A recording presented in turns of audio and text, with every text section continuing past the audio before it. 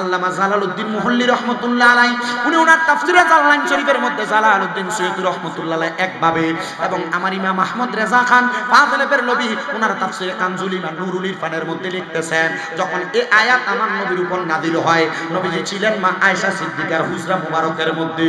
আমার নবীজিকে মা আয়েশা বলেন, অন্যদিন আমার নবীকে নামাজ পড়তে দেখি, কিন্তু এই দিন আমার নবী যেভাবে নামাজ পড়েছে এই দিনের মতো কোনোদিন আমার নবীকে নামাজ পড়তে দেখি নাই।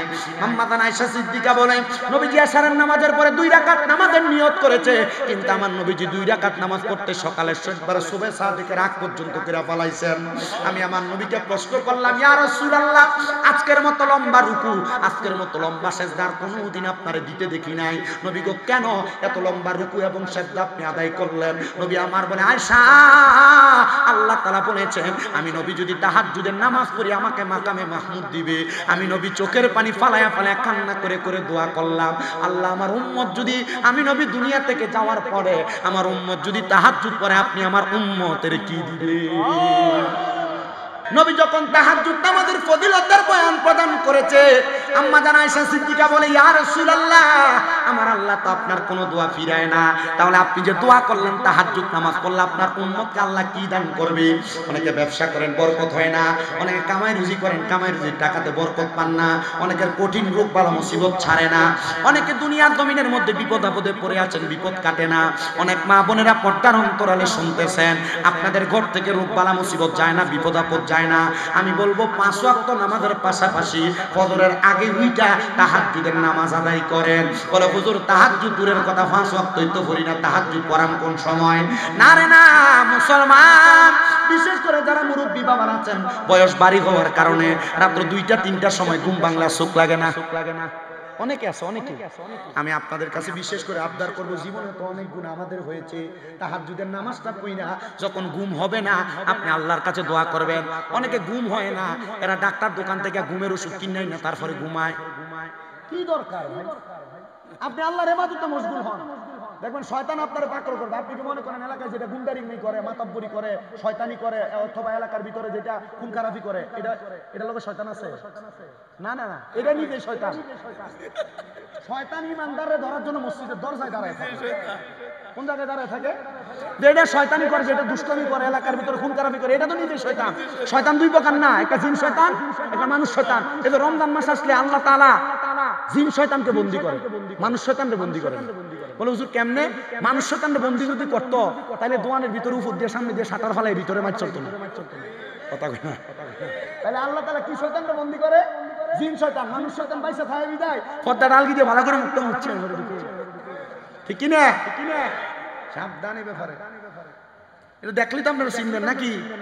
আল্লাহ, আমি গত রমজানের আগে আমার এলাকায় ওয়াজ করানোর পরে ফুসকে ফুসকে সুডু ফুলা পান, এরা মাশাআল্লাহ কই দেখ স্বামী মিলে ওয়াজ করছে, শয়তান শয়তান এই মনো মানুষ শয়তান।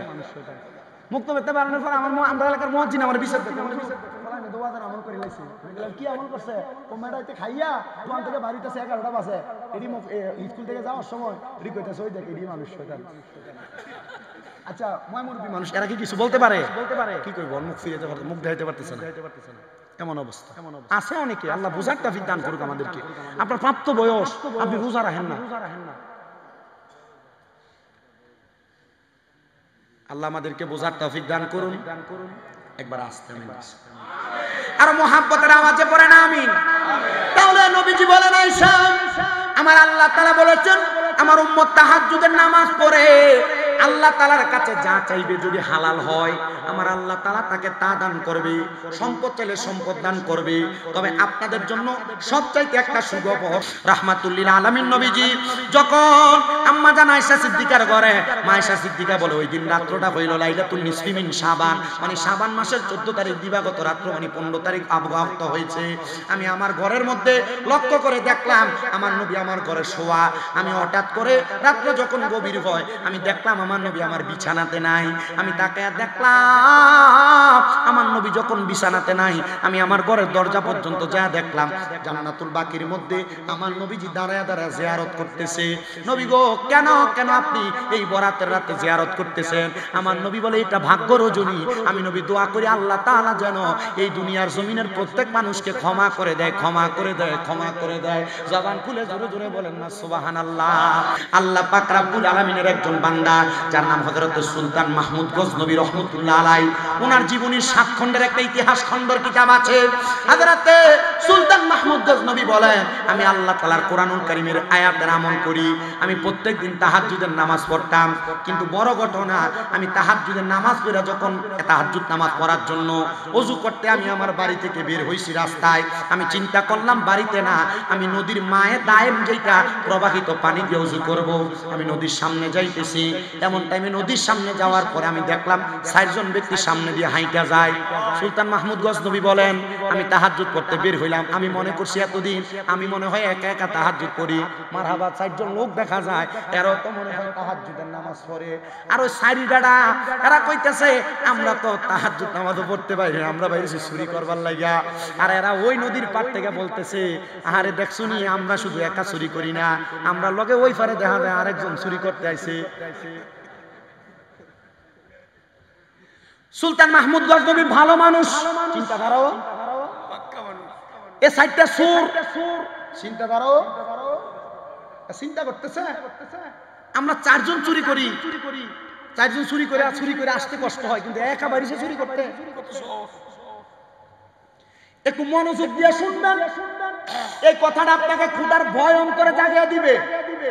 সুলতান মাহমুদ গজনবী বলেন আমি আস্তে আস্তে করে সামনের দিকে যখন যাই, আমি দেখলাম তারা নদীটা পার হয়ে আস্তে আস্তে করে আমার সামনে দিয়ে যায়।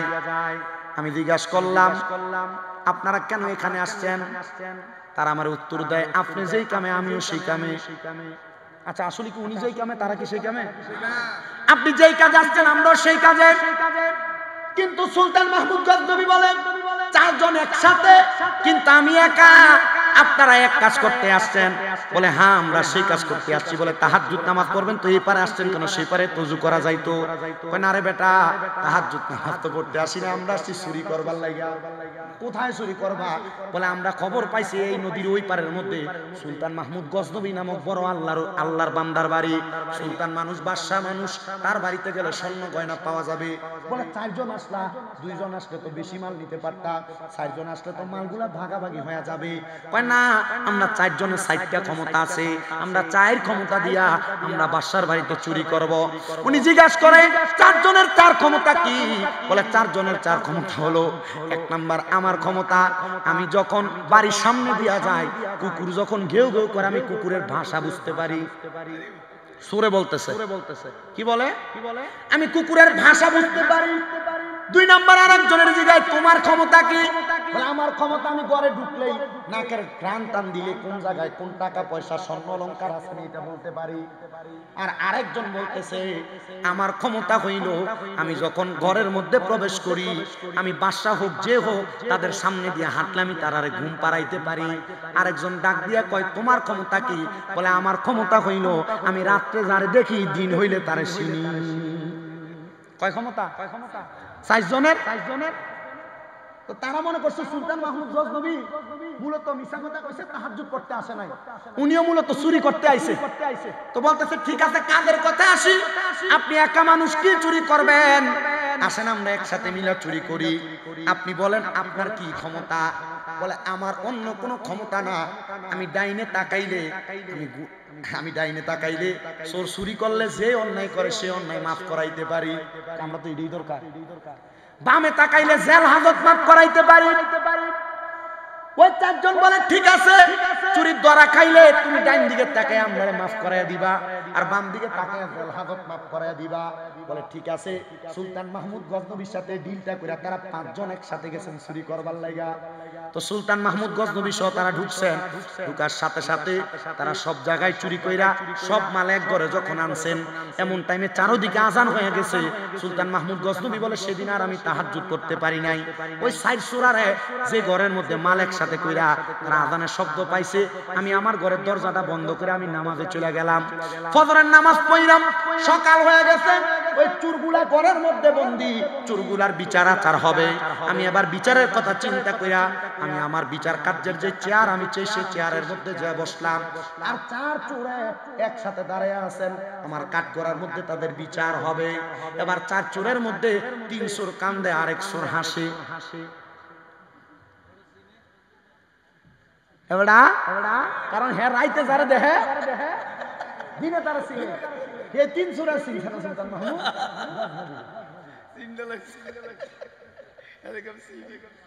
সুরেরে কিভাবে হেদায়েত দেয়? সুর যদি হেদায়েত, বাংলাদেশে সুরের মতো সুর হইলে এই নেশা করে যদি মনে করেন যে মোটামুটি নেশা করে এটি বেড়া উঠতে গেলে গা এলাকার কলডি পর্যন্ত থাকে না, দেখ সিটি পর্যন্ত রয়েছে তখন জানো কথা দি কয় না, ঠিক না বে ঠিক? হ্যাঁ রে, আজকের কাহিনী। আমি বাড়ি থেকে আসতেছি, রাস্তায় গাড়ি পাইছি না, মোটামুটি একটু সামনের দিকে আসছি। আমার ড্রাইভার সাহেব তো আমার নেওয়ার জন্য আসে, আপনারা দোয়া আমার কুমিল্লা 6টা মাদ্রাসা। কয়টা? 6টা। আমার যে একটা ছোট মাদ্রাসা, এটার ভিতরে 365 দিনে 365 বস্তা চাউল লাগে। দোয়া করতেন না আপনারা? পুরা 6টা মাদ্রাসার ভিতরে 1170 জন পোলাপান। যারা পোলাপান লইয়া রাস্তাঘাটে আন্দোলন করে, আমরা চাইলে কি ফারি নিয়ে নামতাম? কি দরকার দেশের অরাজকতা তৈরি করেন আমার? ঠিক আছে না? আমি আমার পোলাপান কইছি, আব্বা রে, দুনিয়াতে যা করো, কখনো কেউ যদি তোমাকে গালি দিছে, আঘাত করছে, যদি পারো তার দিকে তাকে মুস্কি হাসি দিয়ে দ্বন্দ্ব মারামারিতে লিপ্ত হবে না। আলহামদুলিল্লাহ আমার মাদ্রাসা পোলাপাইনে ফিটাফিটি করে। আর আমি যদি মাদ্রাসায় ঢুকি, শুধু একবার আমার আস পাইলে, আমার যদি আস্থা পায়, কোনো দুষ্টামি নেই মাদ্রাসা। শুকরিয়া। আমি আজকে আসরের নামাজ আমি ইমামতি করে পড়াইছি।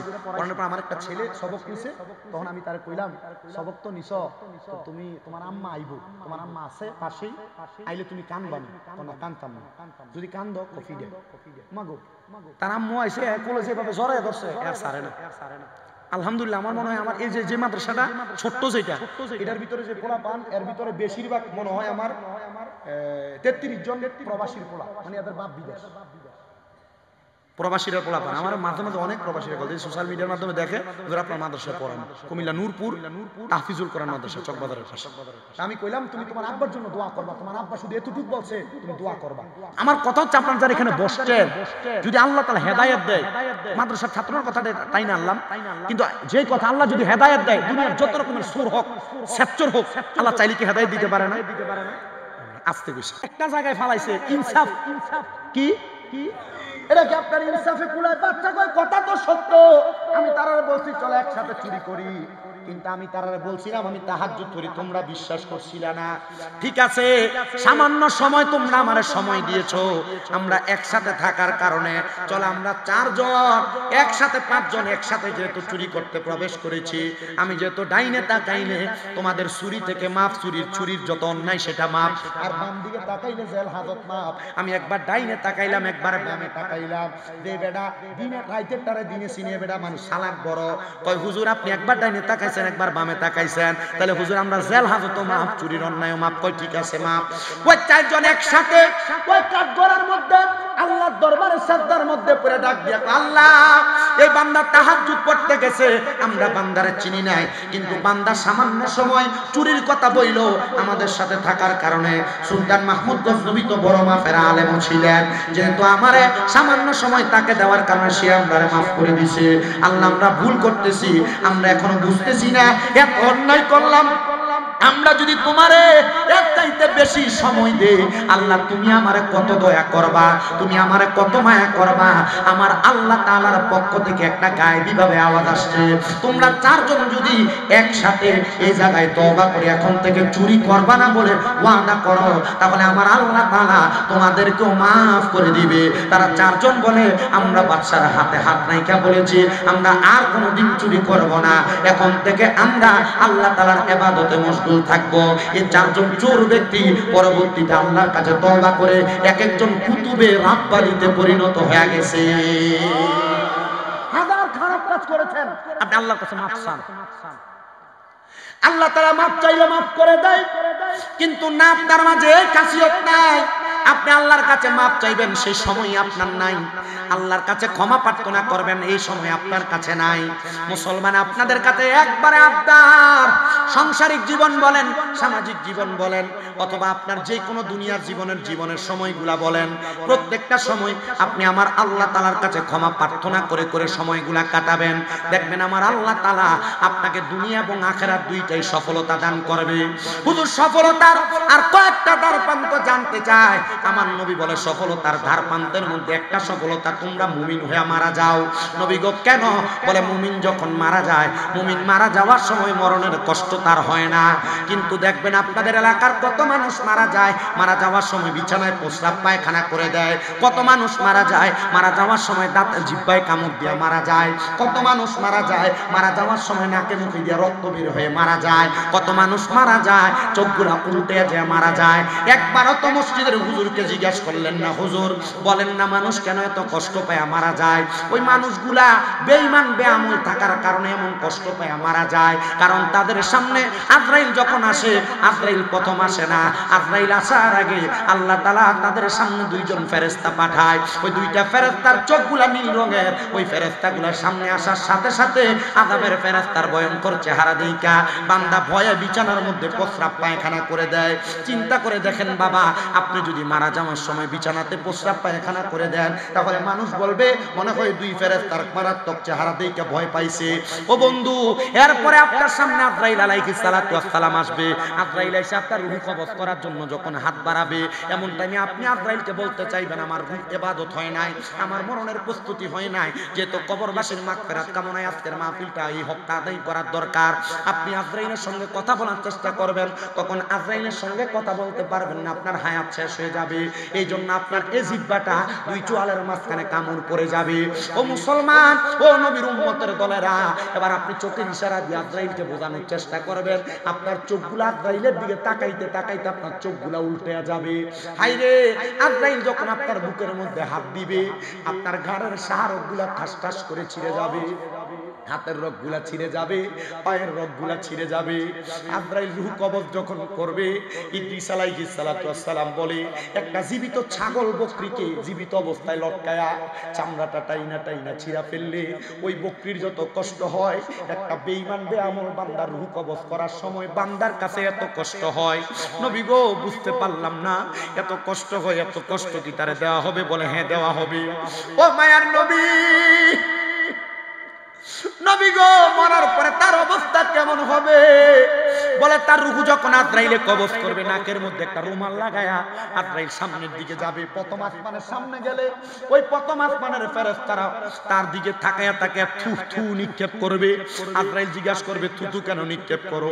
বলে বান্দা নামাজ না পড়তে পড়তে, বান্দা গুনাহ করতে করতে, হারাম খাইতে খাইতে, পরের হক খাইতে খাইতে, মিথ্যা বলতে বলতে বান্দার রূহটা একটা দুর্গন্ধযুক্ত রূহ হয়ে গেছে। এজন্য বান্দাটারে দুনিয়ার জমিন থেকে নেওয়ার সময় আমরা নাকের মধ্যে কাপড় লাগায়া বান্দার দিকে থুতু নিক্ষেপ করি। বলে বান্দার ঠিকানা কোথায়? বলে ফি নারি জাহান্নাম খালিদিনা ফিহা, বান্দার ঠিকানা হলো জাহান্নাম।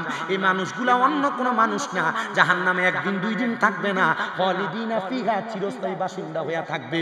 আল্লাহ তারা কারা? বলে উলাইকা হুম শাররুল বারিয়া, দুনিয়ার সবচাইতে নিকৃষ্ট মানুষ, বদ মানুষ। আপনি মনে করিয়েন না আপনি বদ কাজ করে বেঁচে যাবেন, মনে রাখবেন ইন্না বাদশা রব্বিকাল আসাদিদ, নিশ্চয়ই আমার আল্লাহর দ্বারা শক্ত ধরা। আল্লাহ যদি শক্তভাবে পাকড়াও করে আপনি বান্দা ছুটতে পারবেন না।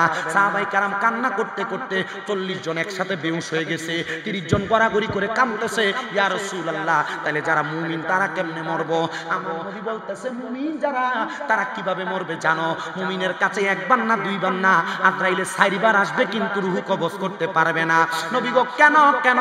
বলে মুমিন বান্দার বুকের মধ্যে আজরাইলে হাত দিবে, বুকের মধ্য থেকে আওয়াজ আসবে আজরাইল, বুকের মধ্যে আল্লাহ নবীর ভালোবাসা আছে, বুক দিয়ে রূহ কবজ করা যাবে না। মুমিন বান্দার কপালের মধ্যে মুখের মধ্যে হামলা করবে, কপালের মধ্য থেকে আওয়াজ আসবে আজরাইল, কপাল দিয়ে রূহ বাহির করা যাবে না। কারণ বান্দা 5 ওয়াক্ত নামাজের সিজদা দিয়েছে, এই বান্দার কপাল বান্দার জন্য বাধা প্রদান করবে আজরাইলকে।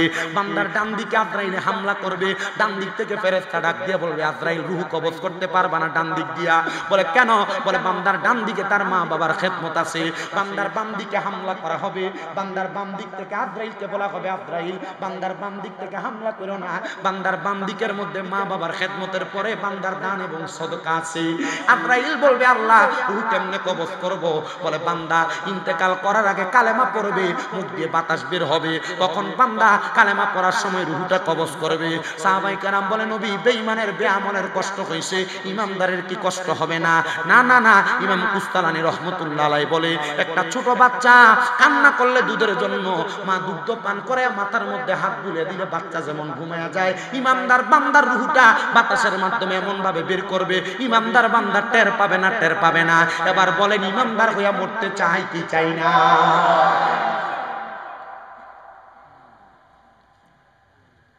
সাহাবায়ে কেরাম প্রশ্ন করে নবী ইমানদার রূহ নেওয়ার সময় কি নাকে কাপড় দিবে? বলে না, রূহটারে যখন প্রথম আসমানে নিয়ে যাবে, প্রথম আসমানের ফেরেশতারা বলবে আহালান ওয়া সাহালান মারহাবান দুয়ুফুল্লাহ, দুয়ুফুর রহমান, আল্লাহর মেহমান বলে বলে স্বাগতম জানাইবো।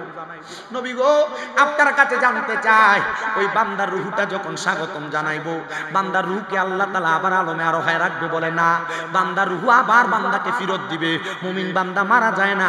আল্লাহর কোরআন বলে ওয়ালা তাকুলু লিমান ইউকতালু ফি সাবিলিল্লাহি আমওয়াত বাল আহইয়াউ ওয়ালাকিন লা তাশউরুন। যারা আল্লাহর রাস্তায় ঈমান নিয়ে মরে এই ব্যক্তি মারা যায় না। আল্লাহ কয় বাল আহইয়াউন, তারা জিন্দা, ওয়ালাকিন লা তাশউরুন। এদেরকে যারা মরা বলে এরা নির্বোধ, এরা বোকা, এরা বুঝে না। বলে হুজুর এরা জিন্দা যে, এরা কেমনে জিন্দা জানতে চায়, বুঝতে চায়। বলে আমার আল্লাহ তাআলার কুদরতি ক্ষমতায় তারা জিন্দা।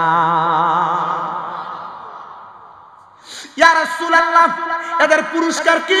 বলে এদের পুরস্কার জাযা ইনদা রাব্বিহিম জান্নাতু আদনিন তাজরি মিন তাহতিহাল আনহার। এদের পুরস্কার হইল আল্লাহর পক্ষ থেকে জাযা দেওয়া হবে, ওই পুরস্কারের নাম জান্নাতুল আদন। নবী গো জান্নাতুল আদন কেমন? কয় তাজরি মিন তাহতিহাল আনহার, ওই জান্নাতুল আদনের নিচে দিয়ে নহর প্রবাহিত হবে। এত সুন্দর ঝর্ণা দেখতে ভালো লাগে, বলে এমন ঝর্ণার নহর প্রবাহিত হবে, বড় সুন্দর জান্নাত। নবী গো কয়দিন থাকবে? কয় খালিদিনা ফিহা আবাদা, চিরস্থায়ী বাসিন্দা, বের হতে চাইবে না।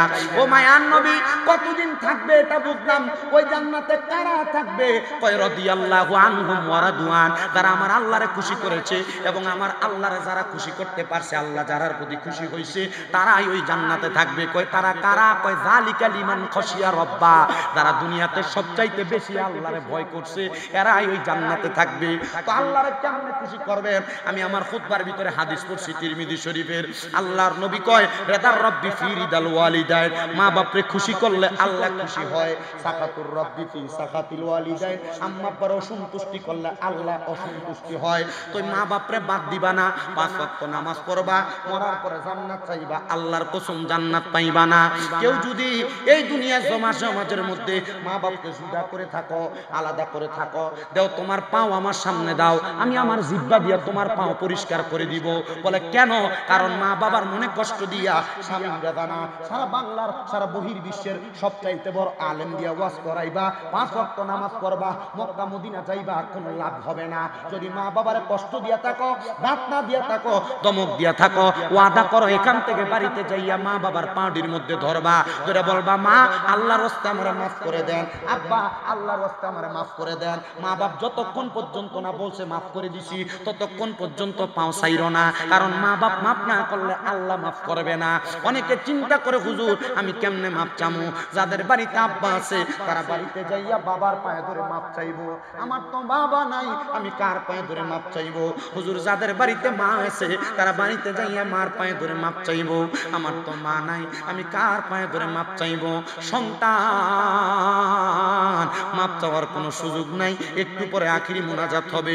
মনে রাখবা আল্লাহর নবীর ঘোষণা, কোন সন্তানের মা মারা যাওয়ার পরে, বাবা মারা যাওয়ার পরে ওই সন্তান যদি রব্বির হামহুমা কামা রব্বায়ানি সগীরা বইলা চোখের মনি কোঠার মধ্যে একটা মাছির মাথা পরিমাণ পানি চাইরা দিয়া কান্দে, ওই পানি মাটিতে পড়ার আগে আমার আল্লাহ তাআলা তার মা বাবার জীবনের গুনাহ মাফ করে দেয়। আমি জানি না আজকে কে বছর তোমার মা নাই, আমি জানি না কে বছর তোমার বাবা নাই। অনেকে চিন্তা করে হুজুর 2 ঈদে মা বাবার পা পায়ে ধরে সালামি করি না, আমি মাপ চাইবো কেমনে শরম লাগে না রে সন্তান। মাঝে মাঝে সুযোগ পাইলে মা বাবার পায়ে চুমা দিবা। আম্মা আব্বার পায়ে চুমা দিলে আল্লাহর জান্নাতের চৌকাঠে চুমা দেওয়া সওয়াব পাওয়া যায়। কিন্তু এগুলা তো বর্তমান জামানায় নাই। সালামি করতে চায় না পোলাপানেরা, সালামও করতে চায় না। আরে বাবা, আজকের মাহফিল কবুল হবে কি হবে না এটার গ্যারান্টি কেউ দিতে পারবে না। তবে আমি একটা কথা বলতে পারি, আগামী কালকে যদি দেখো এলাকার কোনো মুরব্বি যে দোকানে বলতেছে হ্যাঁ শামীম রাজার ওয়াজ শুই না, আমার সন্তান বাড়িতে যে আমার পায়ে ধরে মাপ চাইছে, কিন্তু আমার সন্তান কোনোদিন আমার সাথে অন্যায় করে নাই। কোনো মহিলাকে বলে হ্যাঁ শামীম রাজার ওয়াজ শুই না, আমার সন্তান আমার পায়ে ধরে মাপ চাইছে, কোনোদিন আমার সন্তান আমার সাথে কোনো অন্যায় করে নাই, মনে করবা মাহফিল কবুল হয়ে গেছে। কারণ জানি অনেক সন্তানের মা বাবা দুনিয়াতে নাই, এরার কাছে টাকার অভাব নাই, কিন্তু মার বড় অভাব মা কবরে। এরার কাছে সম্পদের অভাব নাই, বাবার বড় অভাব বাবা অন্ধকার কবরে। এই সন্তান তোমার কাছে টাকা আছে, কিন্তু বাবারে 500 টাকা দিয়ে কিনে একটা লুঙ্গি পরাইতে পারো না, বাবা অন্ধকার কবরে। তোমার মা কাপড় রাস্তার মধ্যে 10-5 টাকা বাইন্দা রাখছে, তুমি সন্তানকে স্কুল মাদ্রাসায় যাইতে দিয়া দিত, কিন্তু সন্তান টাকা আছে, ওই মারে 500 টাকা দিয়ে কিনে একটা কাপড় পরাইতে পারো না, মা দুঃখিনী অন্ধকার কবরে। চিন্তা করে দেখো, ওই মা বাপ যদি বাইচা থাকতো, মা বাপরে যদি তুমি মাসে 1000 টাকার ফল কিনে খাওয়াইতা, 12 মাসে 12,000 টাকার ফল খাওয়ানো লাগতো। তোমার মা বাপ তার জায়গা জমি তোমার দিয়া গেছে, ওই বাড়িতে যে তুমি থাকো, তুমি যদি বাড়ির ভাড়া দিতে মাসে 5,000 কইরা, 12 মাসে 60,000 টাকা ভাড়া দেওয়া লাগতো। এই ময়নামতির মসজিদটা, এই মসজিদে এত সুন্দর আহলে বায়াতের নামে মসজিদের একটা সুন্দর মিনার হবে, যেই মিনারের মধ্যে হযরত বেলাল রাদিয়াল্লাহু তাআলা আনহু আযান দিছে। একজন মানুষ একজন করে আমি চাই, বলে হুজুর আমি 50,000 টাকা মসজিদের কাজ দেওয়ার জন্য দান করে দিব। দুইজন 2 নাম্বার আরেকজন মানুষ চাই, হুজুর আমি 20,000 টাকা মসজিদের কাজ দেওয়ার জন্য দান করে দিবে। এমন আমি কয়েকজন মানুষ চাই। তোমার টাকার অভাব নাই, মা বাপ তোমার জায়গা টাকা পয়সা ধন সম্পত্তি। ইকু বন্ধ করেন মিয়া।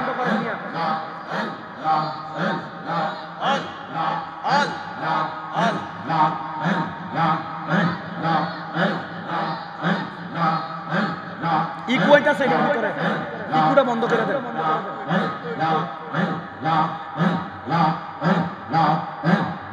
লা ইলাহা ইল্লাল্লাহ, লা ইলাহা ইল্লাল্লাহ, মুহাম্মদ রাসূল।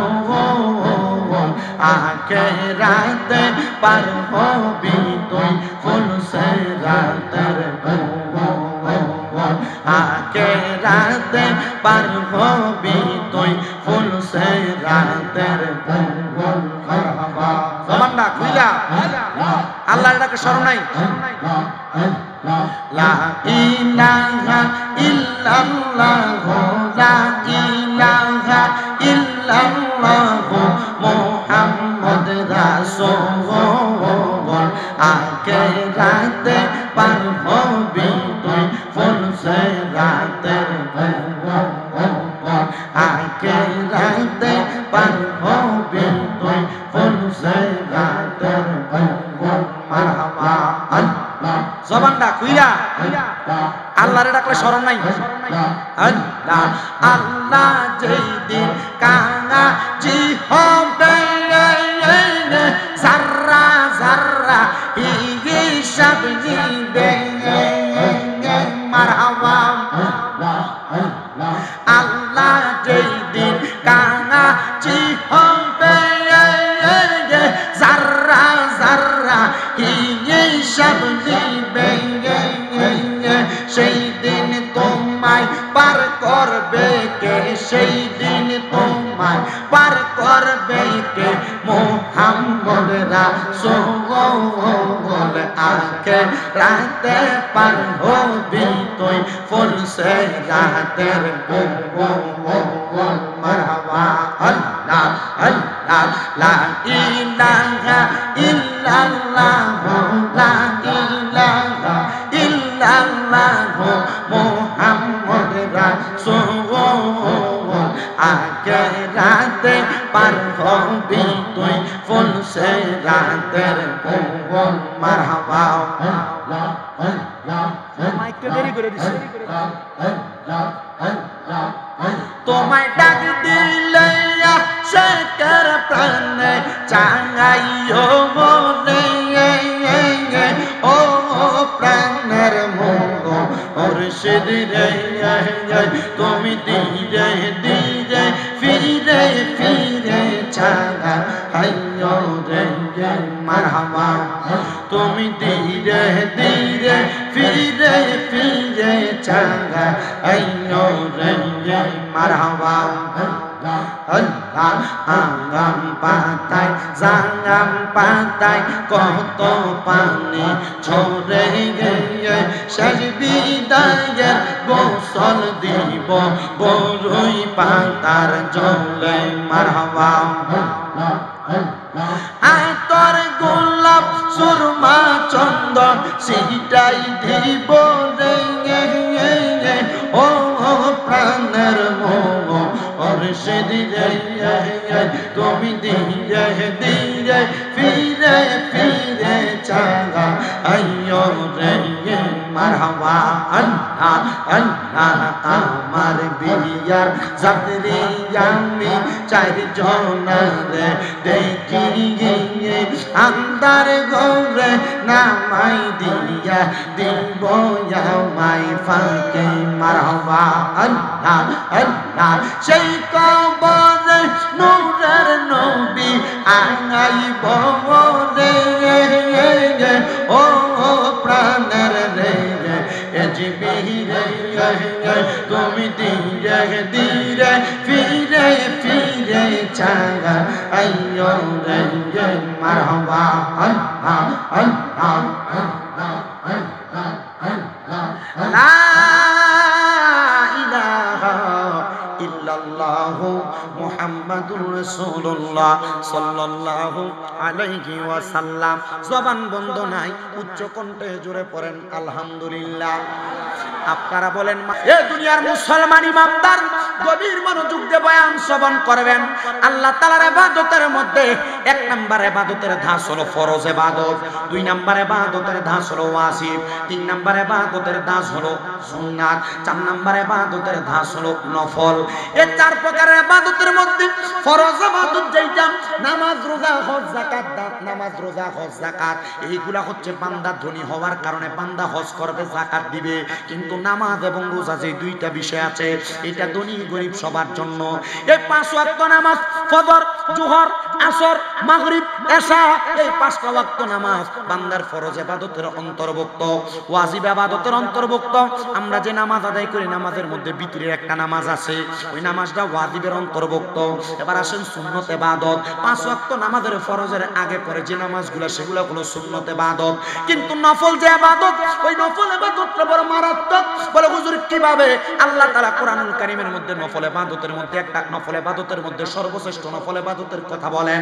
এক নাম্বার আল্লাহ তাআলা ঘোষণা করেন ওয়া মিনাল লাইলি ফাতাহাজ্জাদ বিহি নাফিলাতাল লাকা আসা আইয়া বা'সাকা রাব্বুকা মাকামান মাহমুদা।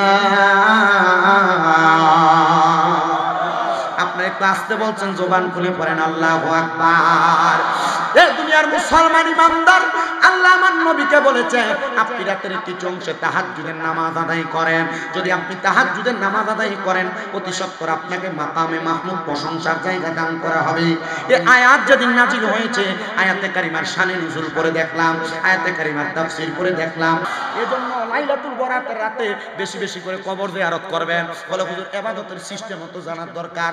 নফল ইবাদত করবেন, নফল ইবাদত করতে করতে দেখবেন ঘুম আসে, তখন বের হইয়া কবর জিয়ারত করবেন। যখন আপনার শরীরটা ফুরফুরা মসজিদের মধ্যে এসে কোরআন তেলাওয়াত করা শুরু করবেন। আবার অনেক নফল ইবাদত আছে, শুধু তাহাজ্জুদের নামাজ না, পাঁচ ওয়াক্ত নামাজ ছাড়া সলাতুল খায়রের নামাজ আছে, সলাতুল ইস্তিসকার নামাজ আছে, সলাতুল তাসবিহ নামাজ আছে, সলাতুল হাজতের নামাজ আছে। এমন 4-5টা নফল ইবাদত আছে, ইবাদতগুলো রাত্রবেলা করবেন। কিন্তু আমরা মসজিদে শবে বরাতের রাতে ওয়াজ মাহফিল হয়, ওয়াজ মাহফিল শেষ 12 রাকাত নামাজ পড়ে কোন রকম যে বাড়ি ঘুমায় সারা রাত ফজর রাত পর্যন্ত। বনু কালব গোত্রের বকরি ছাগলের গায়ের মধ্যে যত পশম আল্লাহ তাআলা লাইলাতুল বরাতের রাতে তার চাইতে বেশি পরিমাণ মানুষকে মাফ করে। একটা ছাগলের পশম গণার মতো ক্ষমতা আমরা আছে, কই থেকে আপনি বলবেন, কই না শেষ করতে পারবেন? তো আমার মুসলমান ইমানদারেরা এই তাহাজ্জুদ নামাজের ফজিলতের কথা বলতে যে আমি এই কথাগুলা টেনে আনলাম। এবার আসেন তাহাজ্জুদ নামাজের ফজিলতের মধ্যে আরো কয়েকটা ফজিলতের কথা বলি। নবীজির একজন প্রখ্যাত সাহাবী ছিল, যার নাম ছিল হযরত রবিয়া। উনি আমার নবীজিকে মাঝে মাঝে ওযুর পানি আগে আগে দিতেন। একদিন ফজরের নামাজের পূর্ববর্তী মুহূর্তে হযরত রবিয়া আমার নবীকে আইনা ঠান্ডা শীতের রাত্রে আমার নবীকে উনি পানি আগে দিয়েছেন নবীজি ওযু করার জন্য। রহমতের নবী ওযু করলেন, তাহাজ্জুদের নামাজ আদায় করলেন, ফজরের নামাজের জন্য অপেক্ষা করতেছেন। এমন টাইমে আমার নবী নবীজির সাহাবী হযরত রবিয়ারে বলতেছে, এ রবিয়া, তুমি যে আজকে আমাকে পানিটা সংগ্রহ করে দিলা, আমি নবী তোমার এই কাজটার প্রতি বড় খুশি হয়েছি। তুমি বলো আমি নবীর কাছে কি চাও? নবী আপনার কাছে চাই মানে? দেওয়ার মালিক তো আল্লাহ, আপনার কাছে চাইবো কেন? না না না রে মুসলমান, আল্লাহ তাআলা সকল কিছুর সৃষ্টিকর্তা, কিন্তু নবী হলো কাসেম বন্টনকারী। আমার নবীজির কাছে চাইলো আমার আল্লাহ তাআলা নবীজির ওসিলায় দান করেন। জোরে জোরে বলেন না সুবহানাল্লাহ। আল্লাহু ইউতি, আমার নবী কয় ওয়ানা কাসিমুন, আল্লাহ হলো সৃষ্টিকর্তা, আমি নবী হইলাম বন্টনকারী। জোরে জোরে বলেন না সুবহানাল্লাহ। এ মুসলমান ইমানদার, হযরত রবিয়া কয় ইয়া রাসূলুল্লাহ, তাহাজ্জুদ নামাজের পানি আগায়া দিলাম, আর আপনি বলতেছেন কি চাই? নবী অন্য কোনো কিছু চাই না, আপনি নবী যখন দুনিয়া থেকে রওজা ধারে চলে যাবেন, আমি আপনার আখিরাতের সাথী হতে চাই।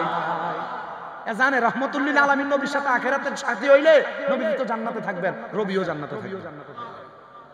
শুধু কিসের পানি আগে দিছে? কোন সময়ের ওযু? হ্যাঁ মাশাআল্লাহ মাশাআল্লাহ। আর সিন্দুরিয়া পাড়ার মানুষ মসজিদে ওযু খানা করতে পারে না। পয়সাওয়ালার অভাব নাই, এর বাড়ি মাশাআল্লাহ খুব সুন্দর, টিনের সুন্দর বিল্ডিং, টাইলস করা। এর বাড়িতে সুন্দর সাবমার্সিবল পাম্প আছে। এর বাড়িতে গরম পানি দিয়ে যেন গোসল করতে পারে, কত সুন্দর সিস্টেম আছে। কিন্তু মসজিদের মুসল্লিরা ওযু করতে পারে না। কিন্তু এ জানে নাই এই তার টাকা দেওয়া পানির টাকা দিয়া, তার টাকা দেওয়া ওযুখানা দিয়া, এ ওযু করলে এ ওযু করে নামাজ পড়ে দিয়ে সওয়াব পাইবো, এ ওযুখানা করে দিয়ে সওয়াব পাইবো। মারহাবা নাই সামু একটু পরে সামু 50,000 দিয়ে কামাইবো কইলে আমি অনকালার থেকে মোটামুটি কম কম করে লই আলাম। শেষ আছে। আপনারা আসেননি কতক্ষণ? অল্প সময়, 1 ঘন্টা বেশি মাত্র। আরো কিছু নামাজ পড়লে পরে আমি তার থেকে টাকা পয়সা নিলে হক হইতো না, হক হইতো না। একটু একটু কষ্ট করে বসেন, আমি আমার হক আদায় করি। কি করেন আপনারা? আল্লাহ যেন কবুল করে, পড়ে না আমিন। চিন্তা করে দেখেন, এই পানির কারণে আমার আল্লাহ তাআলার প্যারা হাবিব তারা বলছেন, ঠিক আছে রবিয়া, আমি নবী বললাম, আমি নবী যেইভাবে তাহাজ্জুদের নামাজ পড়ি, এখন থেকে 5 ওয়াক্তের পাশাপাশি তুমি রবিও নামাজ আদায় করো। আমার আল্লাহ তাআলা, আমি নবী দোয়া করে দিলাম, তোমারে আমার সাথে আখিরাতের সঙ্গী বানাইবো। ঠিক আমার নবীজি যখন দুনিয়া থেকে রওজা মুবারকে হযরত রবিয়ার ইন্তেকাল হয়েছে, হযরত মাখতুম রহমত রাদিয়াল্লাহু তাআলা আনহু বলে, এ দুনিয়ার মানুষ, আমি একদিন মদিনা শরীফের মসজিদে নববীর মধ্যে আমি ঘুমাইতেছিলাম, চোখ লাগা গেছে। এমন টাইম আমি দেখলাম নবীজির সাহাবী রবিয়া আমার সামনে। আমি জিজ্ঞাসা করলাম, রবিয়া, তুমি না নবীরে বলছিলা তোমারে যেন নবীর সাথে রাখে, আমার আল্লাহ তোমারে নবীর সাথে রাখছেন? রবিয়া আমারে কয়, হ্যাঁ, আমার আল্লাহ তাআলা আমারে আমার নবীর সাথে জায়গা করে দিয়েছে। আরে আপনার কবরস্থান ময়নামতি, কিন্তু আপনি যদি নবীর সত্যবাক্য প্রেমিক হন, যখন আপনাকে বিসমিল্লাহি ওয়া আলা মিল্লাতি রাসূলিল্লাহ বলে কবরে রাখবে, রহমতের নবীজি আপনাকে নিজের কোল মোবারক করবে। সুবহানাল্লাহ পড়বেন না? তাহলে আপনার ভিতরে সেই সাচ্চা পাক্কা প্রেম থাকতে হবে। তো আপনার ভিতরে সেই প্রেম আছে কিনা? এই প্রেমের কারণে আল্লাহ তাআলা এই দুনিয়া বানাইছেন। রহমতের নবীজি বলছেন আল্লাহ তাআলা, আপনি তো খলিফা নির্ধারণ করবেন দুনিয়াতে, পাঠাইবেন দুনিয়াতে। আল্লাহ এমন কিছু উম্মতে মুহাম্মদী পাঠাইবেন, আমার উম্মত এরা গুনাহগার হবে, এদেরকে আল্লাহ তাআলা maaf করার কিছু সহজলভ্য উপায় কি? আল্লাহ তাআলা বলেছেন, আপনার উম্মত যদি অল্প কিছুক্ষণ সময়ও আমি আল্লাহ তাআলাকে একনিষ্ঠতার সাথে ডাক দেয়, আমি আল্লাহ সব গুনাহ maaf করে দেব।